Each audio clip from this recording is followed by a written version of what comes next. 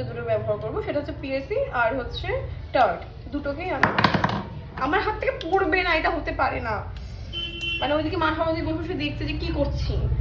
ওকে যাই হোক, প্রথমে টার্টটা দিয়ে দেবো,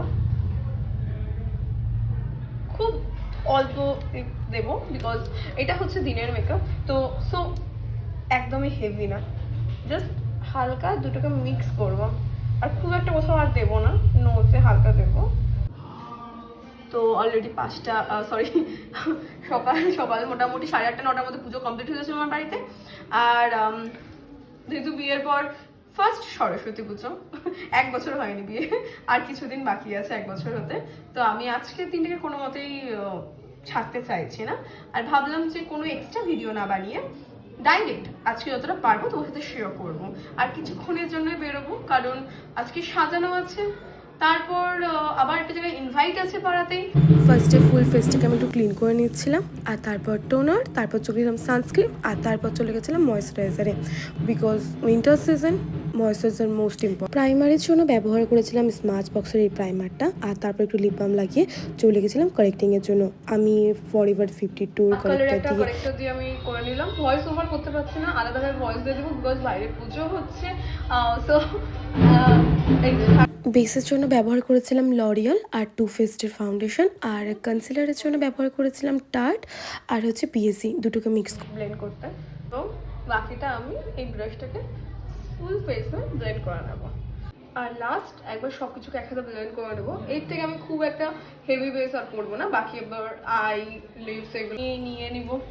সো আমি নিব ম্যাকের কম্প্যাক্ট, অলরেডি শেষ। এর থেকে উপরে আমার কাছে, হ্যাঁ এর থেকে উপরে শার্লেট টিলবেরি, ওটা আমার ফেভারিট, বাট এটা শার্লেট টিলবেরির থেকে আর একটু কস্ট বেশি, তো আমি ওটা আমার নিজের জন্য ব্যবহার করতে খুব বুকে ব্যথা করে। এইদিকে আমি আইব্রোটা কমপ্লিট করে নিই, আইব্রোটাকে আমি একটু ঠিক রাখতে ভালোবাসি, আর আইটাকে একদম একটা লাইট কালার দিয়ে কমপ্লিট করি, আর লিপ লাইনার এবং তারপরে দুটো লিপস্টিক দিয়ে আমি পুরো লিপ থেকে কমপ্লিট করি, বিকজ আমার একটু পিঙ্কিশ নিউডটা আমার নিজের ক্ষেত্রে ভীষণ পছন্দের, মানে ভালো লাগে নিজেকে দেখতে সেভাবে। আর তারপরে আইয়ের মধ্যে হালকা লাইনার এবং জেল লাইনার দিয়ে আমি নিচে হালকা কাজল পরে নিই, তারপরে শাড়িকারা দিয়ে দিই আর টিপটা পরে নিই। আজকের শাড়িটা ছিল মায়ের, আমি সেই ছোটোবেলার মতো অনেক বছর পর মায়ের শাড়ি পরেছি। আমি খুঁজছিলাম কী পরবো কারণ আগে থেকে কিছুই ডিসাইড করিনি, কারণ আমার ইচ্ছে ছিল না বেরোনোর, তারপর ভাবলাম ঠিক আছে চলো বেরোনোই যায়। আর জুয়েলারির মধ্যে খুব একটা কিছু আমি পরিনি, ইয়াররিংস একদমই পরিনি, হাতে একটা হাতে বা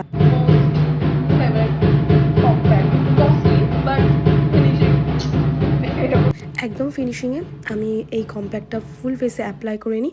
ফার্স্টেই বলছিলাম ভীষণ ফেভারিট, আর তোমরা জানিও কেমন লাগছে। আমি এক হাতে বালা আর এক হাতে ব্রেসলেট ক্যারি করেছিলাম, ইয়াররিংস একদম ব্যবহার করিনি কারণ আমার একদম ভালো লাগছিল না, কারণ আমি জানি কিছুক্ষণ পরে আমাকে ঢুকে যেতে হবে, তো সেই ক্ষেত্রে আমার মাথায় এটা চলছিল বারবার। এটা হচ্ছে গ্লাসটা, টেবিল বক্স দেবো, বাট আমার ভীষণ পছন্দের একটা বক্স।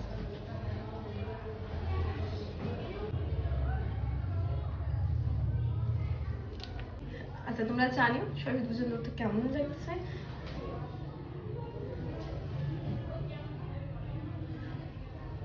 আমি ইয়াররিংস পরবো না, বাট আমার ইচ্ছা করছে না, কারণ আমি কিছুক্ষণ পর আবার ঢুকে যাবো, তারপর সাজানো আবার রাত্রে আবার ইনভাইট, তো ওই জন্য আমি একটু লাইট রাখতে চাইছি।